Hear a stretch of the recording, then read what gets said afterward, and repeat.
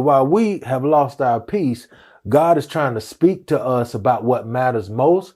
But because we're distracted by our disruption, like right now, as we're talking, I can guarantee you there's some people that may be married right now, have a beautiful marriage, great things. Every marriage has some bumpy roads and some problems. But because your husband or your wife is not performing, quote unquote, or doing the things you want them to do, you don't have any peace, you don't have any joy, when that's just minor issues. Right. But we let the enemy come in and sit in these spaces, take up residence, and disrupt everything that God wants to do. So while we have lost our peace, God is trying to speak to us about what matters most.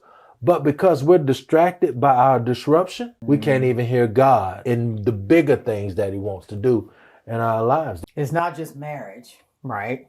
No, it's not. Like we deal with the disruption of peace with a lot of things. That there are some things that the enemy steals from us, but then there are other things that we just hand over. Forfeit is like, I'm not even showing up. That's right.